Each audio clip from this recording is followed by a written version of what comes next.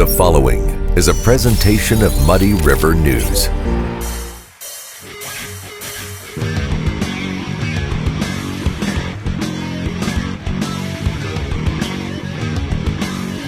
Hi, it's Chad from the Liquor Booth, wishing you a festive holiday season. Check out our large selection of bourbons, whiskeys, and tequilas. The Liquor Booth, 3520 Broadway, Quincy. We have all the holiday spirits you need. Hey everybody, welcome to the Daily Muddy. I'm Ashley Conrad, and joining me today, Mr. Don O'Brien with the Better Business Bureau. What's up? You tell me. I don't know. Let me ask you this. Yeah. Okay, how much do you online shop?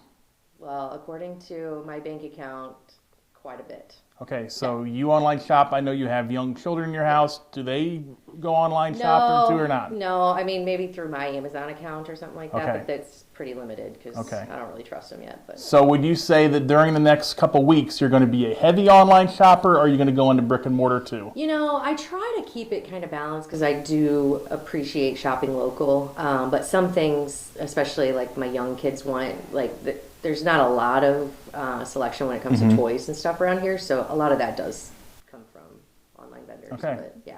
So I'm here to tell you to be careful. All right. Online shopping. We just, Better Business Bureau, last December we issued a study about online shopping because obviously online shopping during the pandemic especially, just blossomed. It skyrocketed. People were more, and this goes across now all age demographics. I mean, folks who are older adults are just as likely to online shop as your 16, 18-year-old kid would. Right. So, obviously the scammers like to migrate to where people are going. Sure. People People are going online. They're going to set up fake websites for you name it. Right. And we found our latest update to that study found that in 2021, reported to our BBB scam tracker, nearly $380 million in losses to online shopping scams. Jeez. Yeah. It's just incredible, isn't it? Like, I don't mean incredible in a good way, of course, but how you would even, I don't even know how you would even think in your right mind that that's something that you would want. Just scamming So people this is is what just they do. ridiculous. So I'll take you into inside of the mind of the Okay. scammer a little bit. All Okay, right. so they're going to want to see, whatever the hot toy is, like your child might want. Yeah. Then they're going to make a website for that. They're going to make a very good-looking website. Mm-hmm. The website they do planning, so it's not like they're going to start this on November 15th and make this Right. website and pop it up. They may have done this in September, October. Put this nice website together. Then what they do is they go online and they go to the social media. Yeah. And they'll have ads that are targeted for specific people. Yeah. So if you would have said that my daughter wants so-and-so for Christmas, we're looking for this, they may have seen that and targeted you. Yeah. They target people. You'll see, especially on Facebook, but you also see this on Instagram, and now even TikTok has a sales component to it. Yeah. So you may see, you may have been targeted for Conrad T-shirts, Yeah. or if you're a fan of the St. Louis Cardinals, you may have been targeted for that. So all of those ads that you see on your Facebook screen are more than likely targeted toward you. Yeah. And a lot of times what they do is they buy those targeted ads to get you to come to their website. And, inside of that newest release, we found that 36% of people who reported losses on online shopping scams went there via a fake website. A website that, and when I say a fake website, a website that only purports to sell things, Yeah. and they either do not deliver or they sell counterfeit, or you end up getting a counterfeit good. So that, let's see, if you're a Bears fan and you get a Justin Fields jersey, it may say Field on the back of it Yeah. or something, or it's going to be just because it's a cheap knockoff from Right. somewhere. Bustin' deals or something. Correct.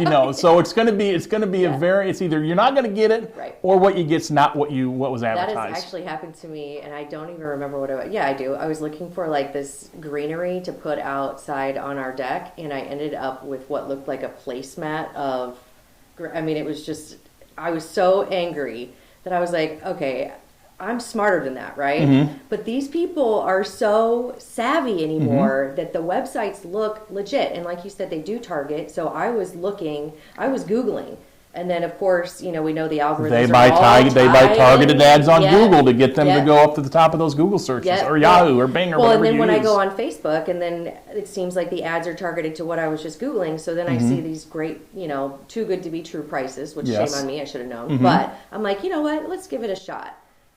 There are things I probably should have been looking for, right? Yeah, well, there's a couple things. Obviously, you could go in, there's ways to tell how old a website is. A couple things. If you're on that website, you want to try to find a way to contact them. And I'm not talking one of those generic contact us pages where you put in your credentials and you hope they email you back. Right. You want a phone number, you want an address, you want to call that phone number and look up that address, because so many times what happens is they'll use an address of like a post office box, or they'll use just a random address anywhere of someone's, might be a residential address, it might be an address that's in an empty field somewhere.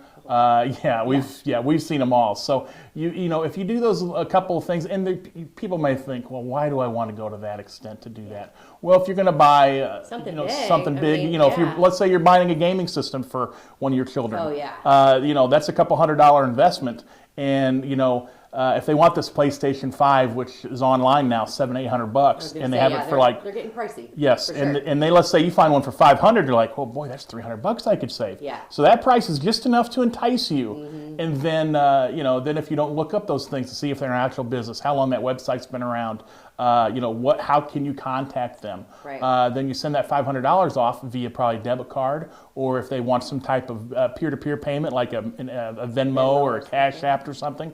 If you use those types of payment methods, that's just like me handing you over money, and you just hope that person comes through with the item that you purchased from them. So when you do go online, use a credit card. You have protections there. There are some protections with PayPal, but we've got a kind of a mixed bag. We've had a mixed bag with that. Some people do get their money back.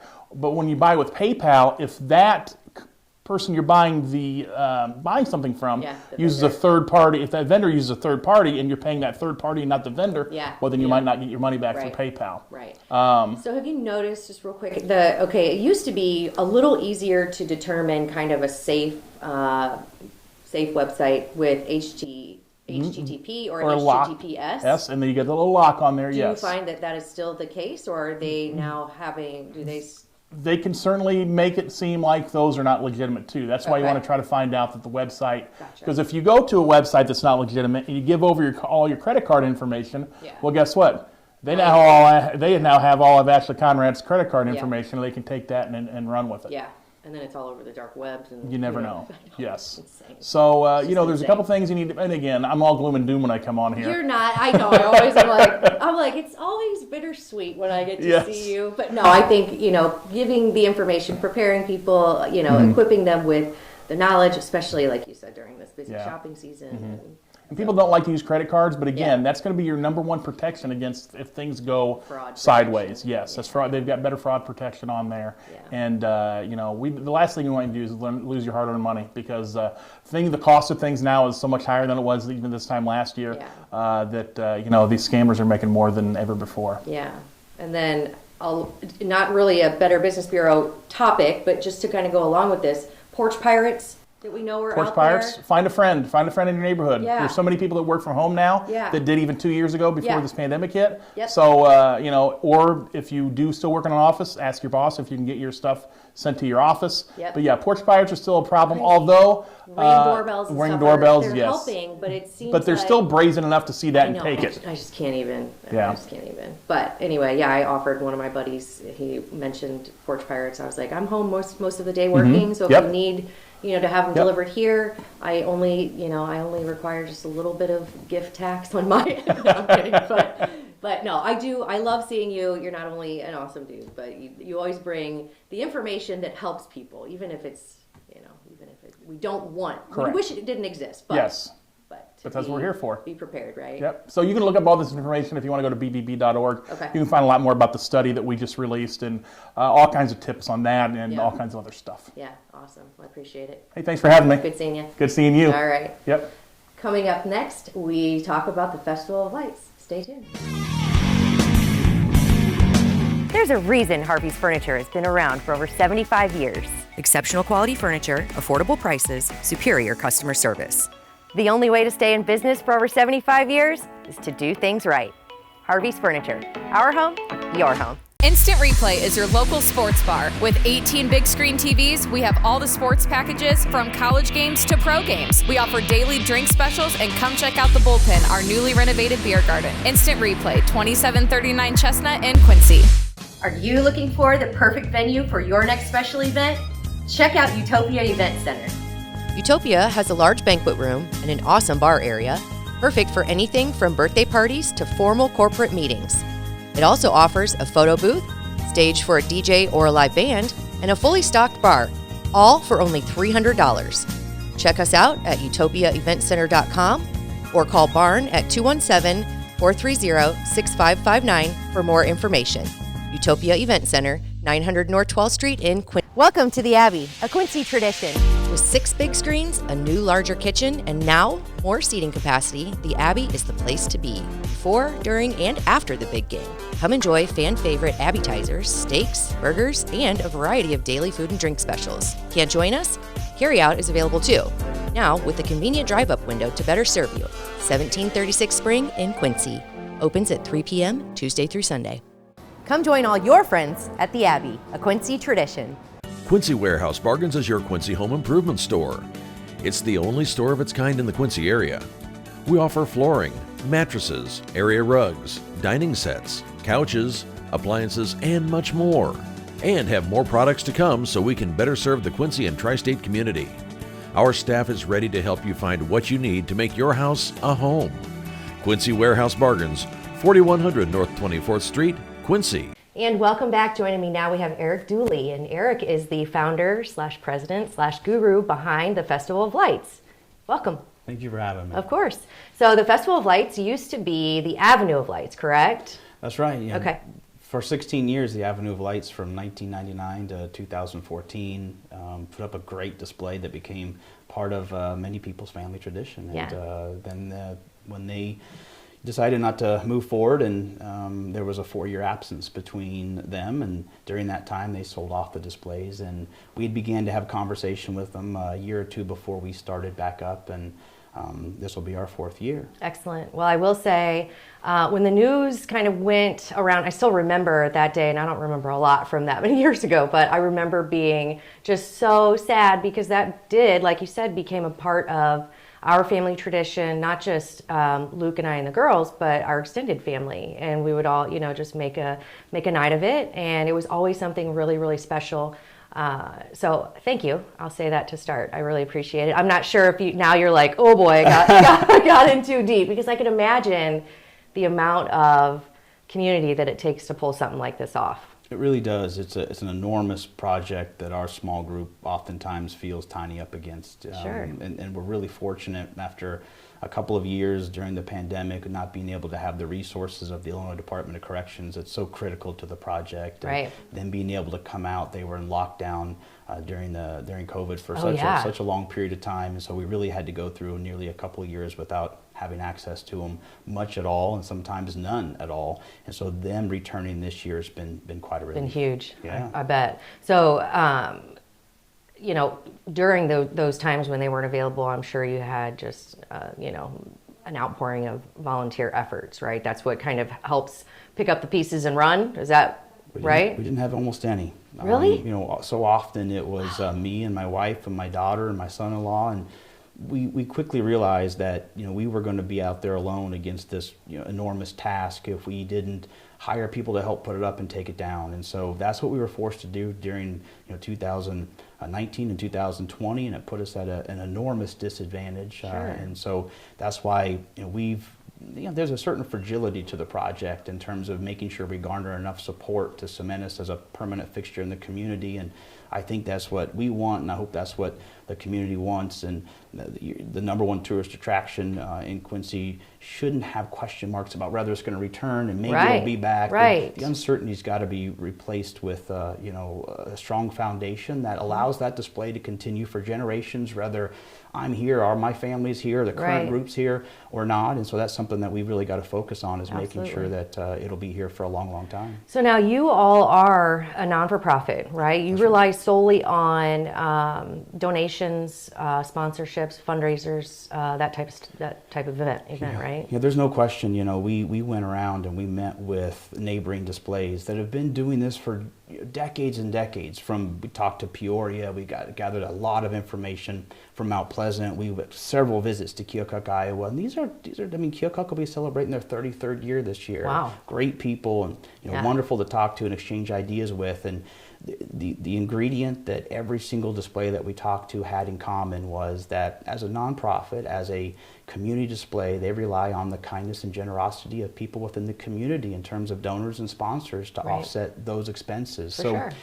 it is so important that we garner the amount of support that we need in terms of sponsorship to be able to do the same thing. Otherwise, it's extraordinarily counterproductive if you're left with an exclusive or nearly exclusive method of offsetting expenses being the gate price or the ticket price to Right, get in. right. Then you find yourself as the only tool to be able to, garner the resources that you need to pay the expenses if you're not meeting them, and we're not, is Right. to increase the ticket price. Right. And that's something that you never want to do. Right. We've been balancing wanting to put together the best display we can with Which having you've done a fantastic job of, I'll say. Thank you for that. Yes, Appreciate the that. past few years, even going through, it's like it's hard to pick a favorite.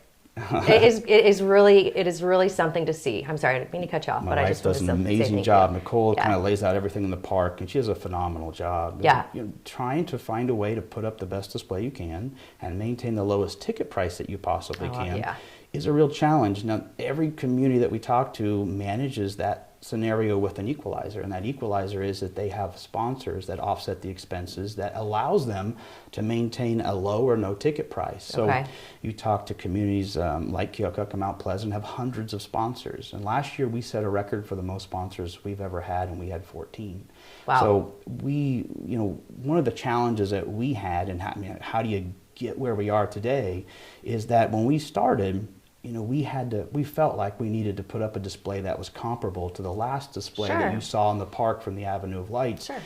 And so that required us to catapult 16 years into the future, because they started out with a small display that they Right. picked up in one day. Yeah, you didn't have the luxury of starting small and Yeah. growing. Yeah, you Yeah. wanted to, I see that. Well, you guys have done a great job with it. I mean, I know that you always need, especially non-for-profit. And like you said, you don't want to raise ticket prices because you want it to be accessible for everybody. It should Right. be something that everyone can experience. And I think that, the corporate sponsors or even small business sponsors, do you have a lot of small business sponsors, or is it primarily corporate, or how does that stack up? I'd say it's mostly small businesses. And, Okay. and, we've grown some this year as well. We have a long ways to go to be able to meet our expenses and not dig ourselves into a hole that we can't Right. come out of, and allow us to be able to return each year. And that's definitely our goal is when you kind of jump into the future like we needed to for 16 years, you miss out on 16 years of building relationships and gaining Yeah. the confidence of donors and sponsors. And Sure. it was the 16 years of building relationships that put us at a disadvantage. Right. So we need the community to come along with that leap with us and make sure that we have the sponsorship that we need to offset the expenses for the display. Displays cost money. Filling a park Right. with miles and miles Oh of my gosh. displays is an expensive proposition.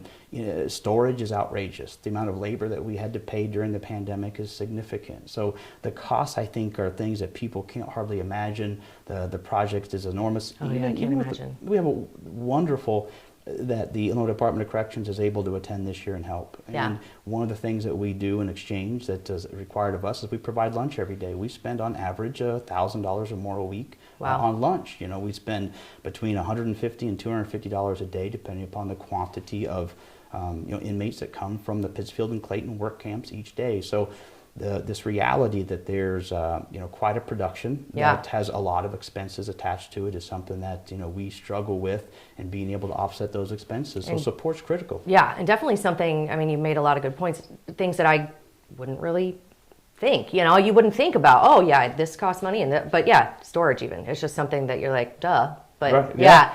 So, but the 16 years that you didn't have, I think anybody who's gone through that display has got to see the dedication, the way that you are offering something that I would say is not only comparable, but actually takes a few steps above the Avenue of Lights and sticking with kind of the evolution. I mean, you've done a great job of not only providing a great display, but just the evolution that I've seen just in the past couple of years is unbelievable. Everybody So, involved is a significant commitment, and they've made significant sacrifices. And I couldn't do it, without every bit of support that we get, and you couldn't do it without an extraordinarily supportive family. Right. And them being there, my wife's there right now, my daughter and son-in-law, and waiting for me to get back and get back to work. We'll make this quick, but I do want to thank you. But I think, like you said, the family, not only your family, pulling off such an extreme feat. But you do it for families like mine. And we were talking earlier, when my girls see those structures start to go up in Wavering, Upper Mormon, whatever you call the park, I'm not sure what you technically call it, but when they see the structures start to rise, that's how they know that, okay, it's Christmas time. We need to get the tree up. It's time. Things are moving over there, so we gotta start getting things moving at home. So not only that, but the tradition of going through, like I said, there's always we make a big deal out of it, whether we're in a minivan, the door's open, we have hot chocolate. It's just the little things that, like we said, they're going to be things that those kids probably remember forever. Nothing more rewarding than putting the time and effort that we do into it, and then being there during the evening when cars are coming through, and there's something special about that time of year, and people are excited, and it's all the reward that you need. Yeah, that's awesome. Well, again, I definitely appreciate it. So let me go ahead and say, sponsorship, you can always use more. Absolutely. The time, the money that it takes to pull this off is, like we were saying, it's extreme. The businesses in Quincy, if you haven't gone to see this display, go check it out. You will not be disappointed. And then maybe if you even take it a step farther, you'll realize that all the people that are going through there, how many cars would you say you have go through there in a season? 12,000. 12,000 cars. Mm-hmm. That is basically advertisement for you. So if you have advertising dollars that you need to spend, and I know that maybe those budgets have probably gone down a little bit with COVID and the inflation and blah, blah, blah, but even a small display can get your name out there, because with 12,000 people going through, that's amazing. 12,000 cars, probably 50,000 people. There you go. Yeah. There you go. So advertising money spent very well, and especially locally, and with a great organization, with a great family. So I appreciate that. So let's talk about this season. So you open starting when? Thanksgiving Day. Thanksgiving Day. Yeah. Okay. And what are the hours that are technically the best to go through, we'll say? Well, what are the hours, and then what would you recommend going through? 5 p.m. to 9 p.m. Thanksgiving Day all the way through New Year's Eve. Okay. So it's going to be a lot of opportunity to come through. Okay. And then, so it starts getting dark early, so 5 p.m. is perfect as well. So any time between then. Right, yeah. That's awesome.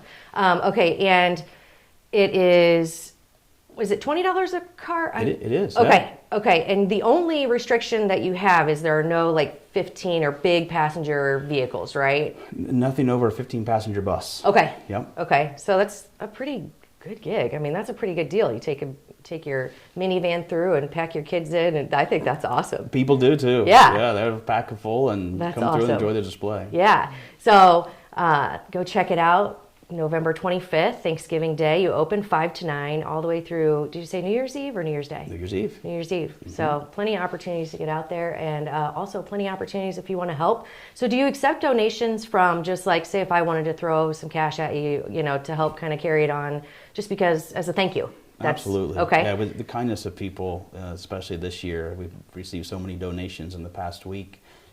Small donations from people at home can make a contribution on Facebook and social media. So, right. we appreciate it. That's the difference maker for an organization like us that's kind of behind and trying to catch up, and it's meaningful to us. Yeah, absolutely. So if they want to, if anybody wants to donate, or if they want to sponsor, how would they best get a hold of you? Is Facebook the best way, or? They can through social media. They can through on our website. They can give us a call and go to festivallights.org and find out more, and reach out to us, and we'll get right back to them. Perfect. That sounds awesome. Well, good luck this season. I can't wait to join. I can't wait to see it. Thank you for that. Appreciate it.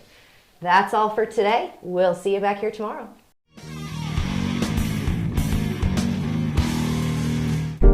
Muddy River News. Our home, our news.